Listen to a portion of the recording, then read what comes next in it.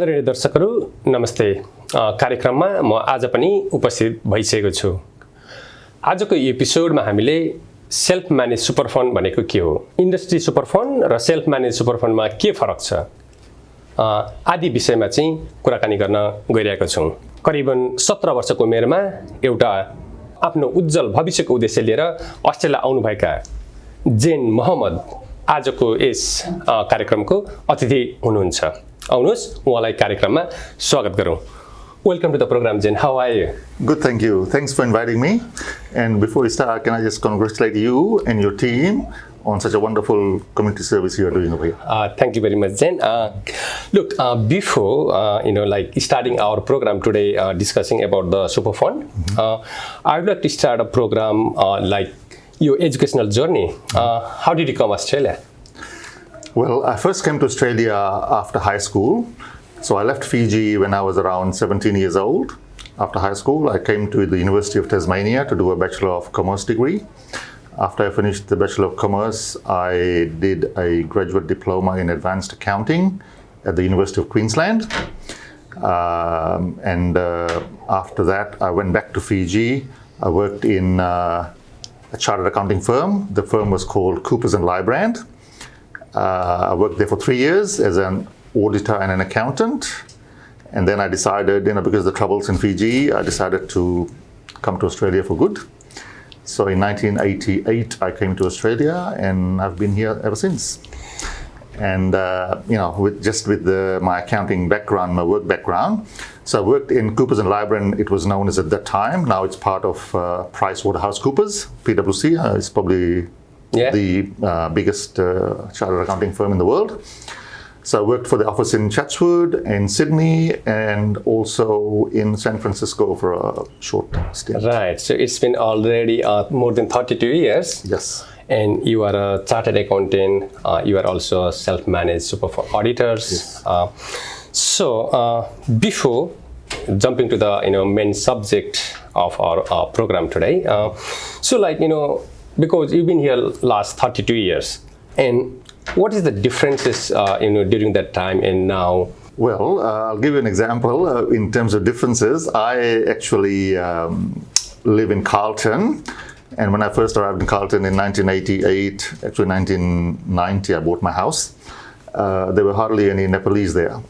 And now in Carlton, Kogarah, and Rockdale, there's a huge Nepalese population, and it's good because I can go to the shops and I have a lot of clients who are Nepalese, and I actually have a tenant as well who's a Nepalese or Nepalese students. Right. So you are dealing with many clients that can be who wants to come and set up a super fund with you, and they can be a taxation client or whatever it is, and some of the clients, they might be students, international students, right? But would you mind just sharing a journey at that time, your struggles, as international students, when you come here, we have a dream, hope, and aspirations, but down the track, it's a different cultures, different society, different lifestyles, and many things, and people can go to a cultural shock and many things, right?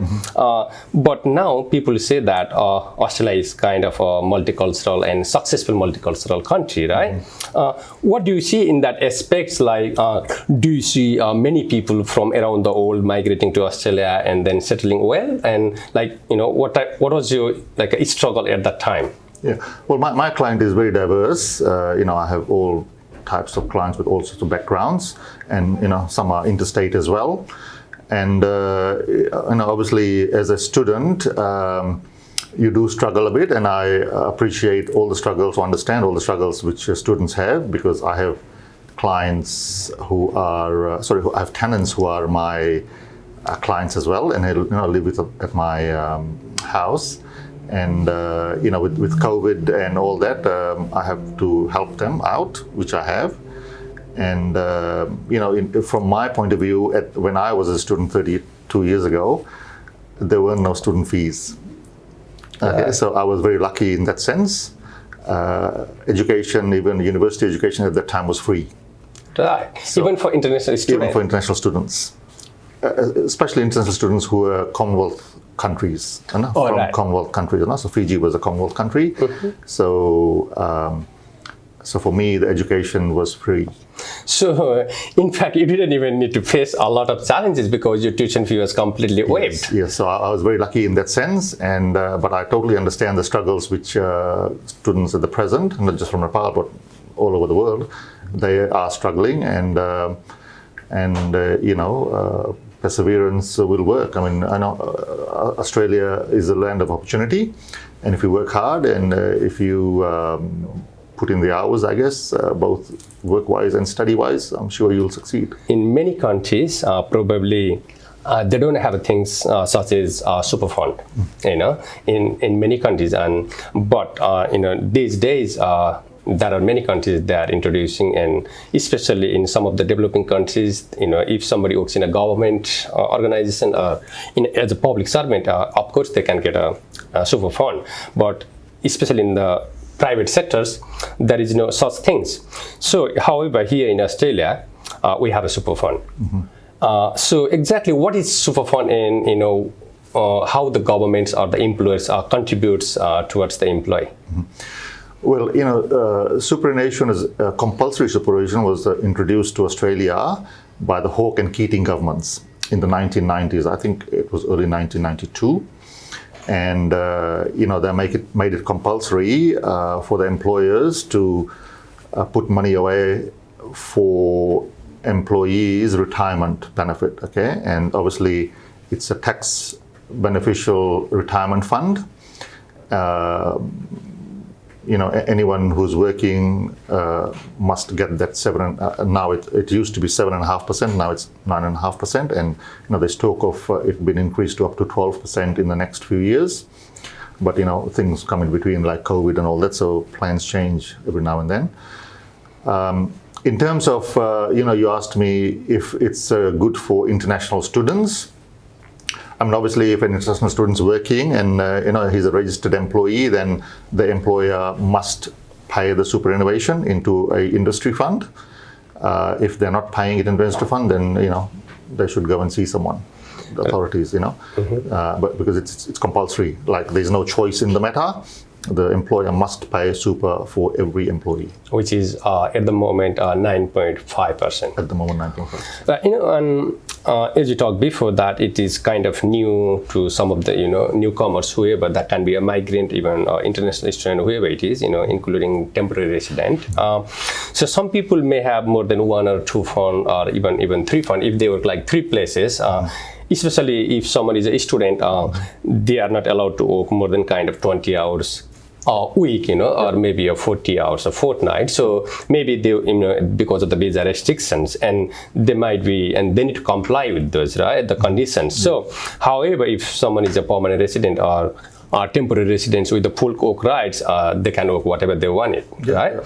So in that sense, some people can have maybe one or two or three funds. So what is the differences between, or what are the benefits having one fund and then having a more than one fund? See, having multiple funds, and in the past, each different employer you went to, they used to put the money into their elected fund, I guess. But now you have a choice. So the employee has a choice, and he can tell the employer that you can only put their super into one fund. So they can nominate one fund, and all the super will go there compulsory. I mean, it's not a choice by the employer anymore. The employee is the one who chooses. And if an employee has two or three funds, they can always merge it. Okay, so it's called a rollover. So whichever fund you want to keep, you tell the other two funds, for example, to roll over your fund into your chosen fund. And obviously, if you have multiple funds, there is multiple administration costs. So it's advisable to have only one fund. You choose whichever fund gives you the best return, and you roll over all your other funds into that particular fund. That's right. To save on costs. Mm-hmm. As you said before, I mean, super fund is just basically for when you retire, then you will be using your fund. Right. However, if someone permanently leaves the country, I think they still can claim the fund, right? Yes. They can claim the money. So if you're leaving the country permanently and you are sure that you're not going to come back, there's forms to fill in. And I've done that actually for several of my Filipino clients. about 2 years ago. There's 30 of them, and I had to fill out 30 forms. And at that time, it was all manually done, but now it's all online. So you fill in the form, you give your reasons why you're leaving, that you're not coming back, and you can withdraw the full fund. And take it with you. Yeah, but there are some tax consequences. There is some tax payable, and it all varies on the individual circumstances. Right. These days, many people talks about the self-managed super funds, and they want to know, like what are the benefits, or in a legislation way, what are the challenges, and then compliance they need to comply with the said by the governments, right? Actually, what are the some of the differences between the industry super fund and the self-managed super fund? It's a very good question. So let's start with the industry fund. So the industry fund is what most people have. So their 9.5% goes into the industry fund, and industry funds are funds like Australian Super, there's Rest, there's Host Plus, there's CBUS, and a lot of banks. So all the banks have their own super as well. So, these are huge funds. There's trillions of dollars in total in these funds. And what happens is, obviously, it's for retirement purposes. So, these funds pool all this money, billions of dollars, and they invest. And, the super fund requirement is diversification. So the funds must be invested in diverse industries. So, for example, Australian Super might invest it in Australian shares, and then overseas shares, European shares, US shares, Asian shares. They also diversify in terms of the industries they invest in. So, for example, they can choose mining. Some money goes into mining, some goes into insurance, some goes into banking, some goes into tech stocks. So I'm sure all the funds have shares like Google and Microsoft and Apple and stuff like that. I'm sure a lot of funds also have BHP and Rio and Commonwealth Bank and all those. So basically the idea is to diversify so that if one industry collapses, the damage isn't big. So for example, mining goes down, then these other sectors like banking and insurance. So that means still their members are in a safe side. That's right. The returns are still coming. I mean, it might reduce a little bit, but it's made up from other areas. Yeah. Okay, so that's how industry funds work, and obviously the way they charge their fees, is like 3 or 4% of your fund. And at the moment, the government's cracking down on fees and charges. Especially if the balances of a member is very small, then they have to move it to a safe place, I guess, where the fees are much lower.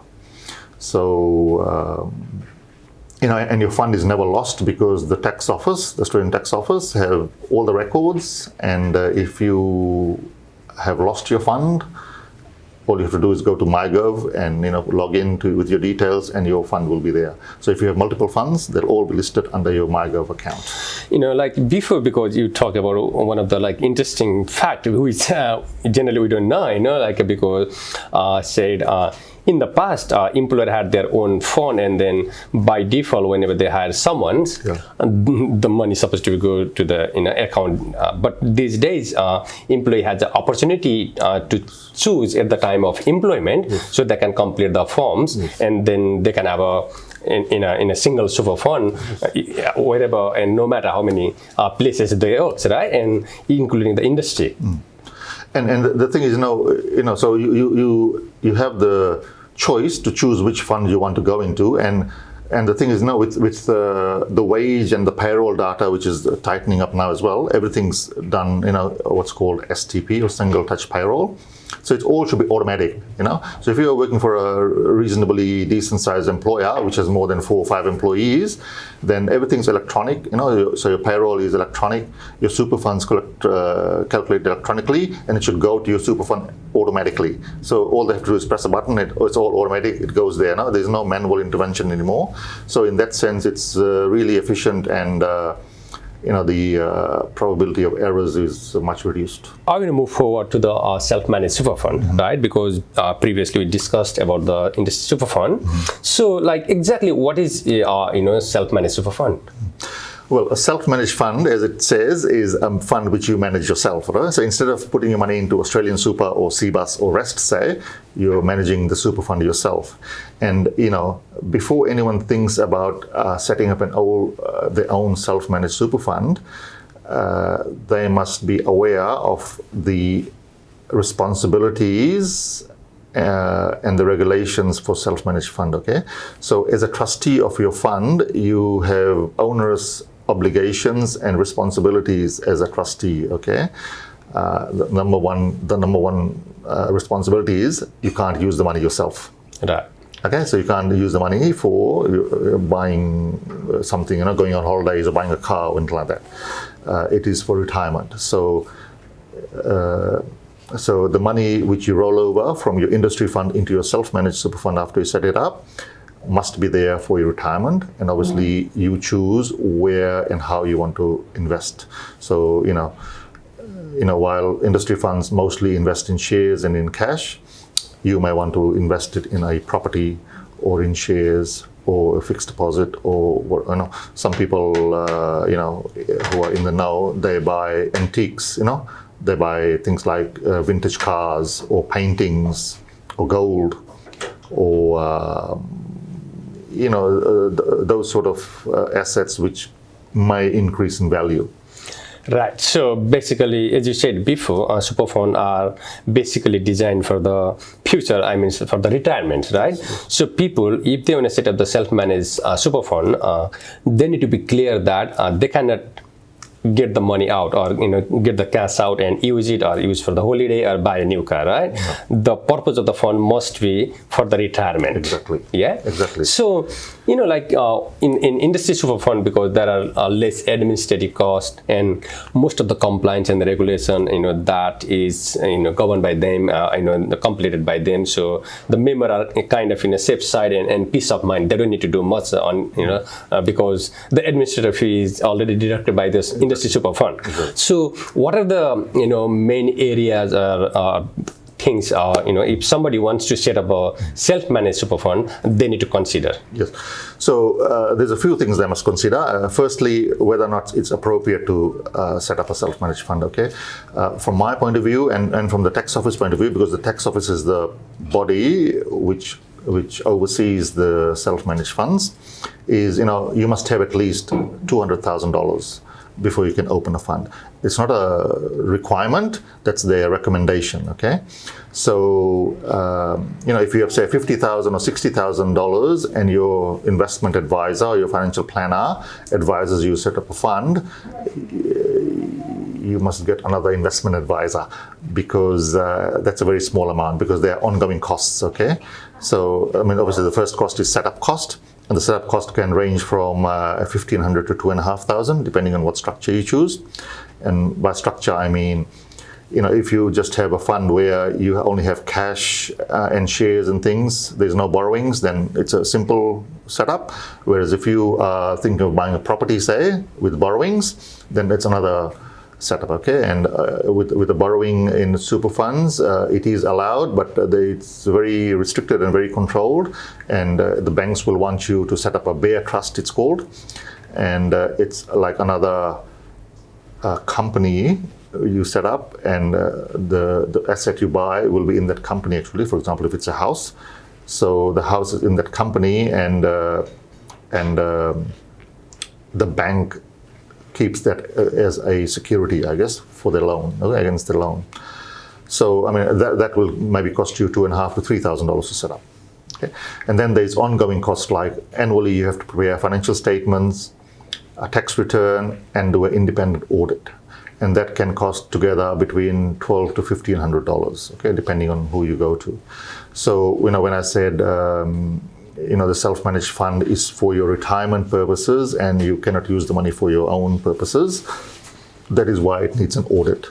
So an independent auditor will go through the bank statements for the year and see exactly where the money is coming in and where it's going.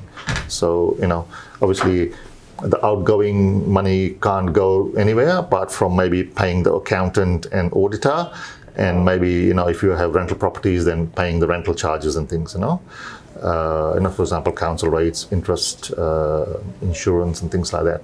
So the auditor's job is to check those things, so that it's not used for any personal purposes. As you said that Australian Tax Office advise if you have more than 200k, probably it's better. If you want it, it's a recommendable size because of the ongoing cost. Maybe you cannot afford in the future, so they recommend you should have a decent amount of money in your super fund before you set up the self-managed super fund. Yes. Right.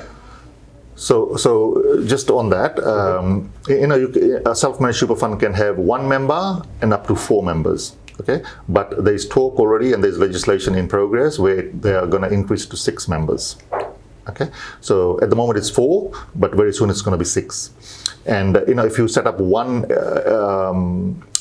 a super fund with 1 member, then you have to have a corporate trustee. Okay, so a corporate trustee means if the company is a trustee, you can't just have an individual trustee. Okay, but if you have more than 2 members, or 2 or more, then there is no need for a corporate trustee. So they can be the individual trustees of the fund.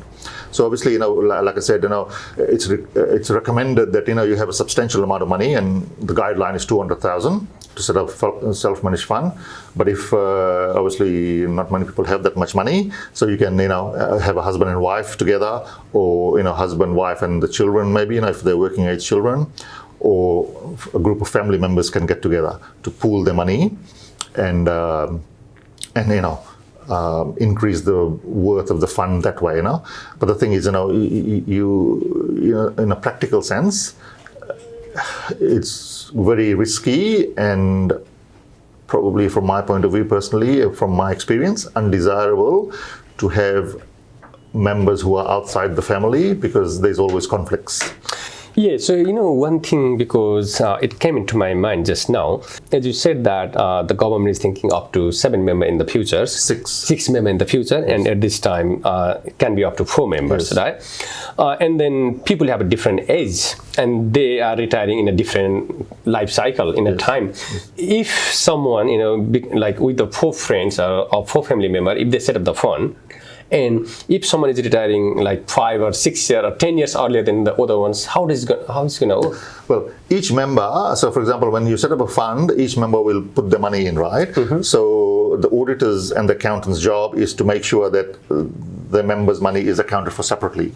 So each contribution which comes in is allocated to that member, because it's going to be different amounts for everyone. Right, so it's segregated. Okay, so even if, for example, someone puts an asset in of some sort, for example, a house or shares, so they can segregate those assets to that particular member, and based on, so for example, but the money is pooled, right, to buy the assets of the fund. So based on their membership balance, that's how the profits of the fund is allocated to each member. So for example, if member has 100,000, another member has $200,000, so the profits are allocated 1/3, 2/3.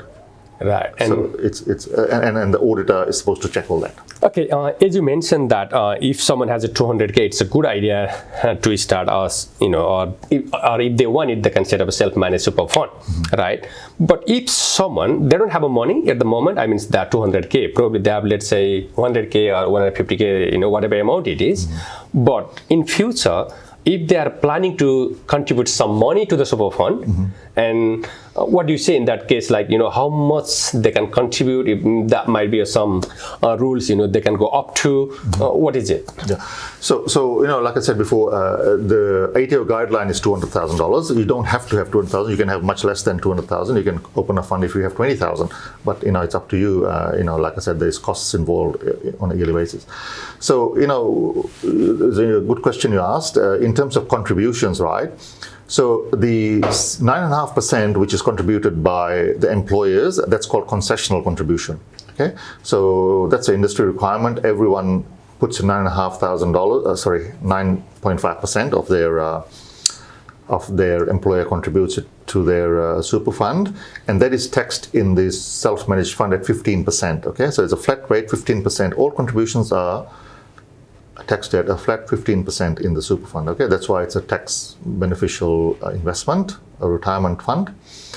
But there's also something called non-concessional contribution, where you can voluntarily contribute yourself if you want, and you can contribute up to $100,000 a year for 3 years. So it used to be $300,000 over 3 years, but now it's been reduced to $250,000. So you can either contribute now, say 100,000, 100,000 and 50,000 in the third year, or you can contribute the full 250 in the first year, but then you can't contribute for another 3 years. And that one is called a non-concessional contribution, and that is not taxed because it's from your after-tax pay, it's from your savings. So there's no tax on that. The only contributions which are taxed are concessional contributions. So the 9.5% which goes to your super fund by your employer, which is kind of default and already 15% taxed, right? So if somebody gets their wages in their bank account, for example, and if they want to transfer that money directly to their super fund, so they can do up to $300,000 for the 3 years. Is that what you're saying? Yes. Now it's been reduced to 250. Now it's reduced to 250. And is there any tax they need to pay or not? There is no tax to pay. There is no tax. No. So that's a non-concessional. Non-concessional. Okay. So having said that, so let's say, for example, if someone has a $150,000 in their bank account, and if they are planning or if they can contribute to the another 150,000 or whatever the amount it is, still they can contribute because they can go up to $250,000 for the 3 years. Yes. So if somebody is planning to put some money into the self-managed super fund in the futures, even if it is a less at the time of the setup, it's still not a bad idea. Yes, they can do that. So if they want to buy a property and they're short of money or the bank won't give you the loan, then they can put the additional money in. Right. Okay. So, when we are talking about the property, for example, right? So if someone set up the self-managed super funds, if they have purchased a property from that super funds, and can they rent out themselves and sit on that property paying the rent? No. So you can't live there by yourself, okay? And it's called the related party rule, okay? So any super fund assets you have, you can't use yourself. So, I mentioned before a vintage car or a painting or, some sort of antique, you actually can't put the painting on your wall. It has to be stored somewhere securely and it has to be insured. The vintage car, you can't drive it or you can't use it. It has to be stored somewhere or you can rent it out or something like that. So, you can't use anything in the super fund for personal purposes. Now, what I mean is you bought a property, from your super fund, right? From your self-managed super fund. You gave that property to a real estate agent who is going to manage your property. Yes. But you put the application yourself and you are paying the rent to the real estate company, and then you wanna live in that property, you wanna reside in that property. Is that possible? What is the law says? Well, you're trying to do it on the roundabout way, but the thing is, the rule is you can't live in a property you own or your self-managed fund owns. Okay, so you can rent it out independently to a third party. It has to be a third party rent, market rent. It can't be reduced rent. It has to be market rent, and I don't think the tax office will look at that very favorably. Right. That sort of arrangement. Okay. If they come to find out, I'll feel sorry for you. Right. There are huge fines, and they may actually close your fund down. Right. Look, because you are like a self-managed super fund auditor yourself, having a background of the chartered accountant, and then with your last 32 years of kind of experience in the industry, recently the government has given a kind of facility to people. If you have some financial hardship or something due to the COVID-19, you could get some of the money out, like up to $10,000 or something. Yes. And then it is tax office is thinking that maybe some people has used that in a kind of inappropriate way, and probably there are some news we can see that might come down, auditing or whatever it is, because you may have some clients there, but have you ever experienced that type of things in just recently or not? Yeah, well, this 10,000 withdrawal, which the government has allowed. I mean, it was 10,000 before June and 10,000 after June, okay? And a lot of people have withdrawn that money. The rule is that you have to have very severe financial hardship before you can withdraw. And the auditors are required to check that. So, for example, when they'll audit the funds, this is for the self-managed funds, when they audit it, in the next year or so, they are required to make sure that that 10,000 withdrawn is because of the hard financial circumstances. for the industry super as well, I mean, they've been very lenient in giving just money away. But if they are audited, for example, in some time, because an audit is only done on a random basis, and if it is found that there was no financial hardship, then there would be fines. So then, look, we are close to the end of our program today.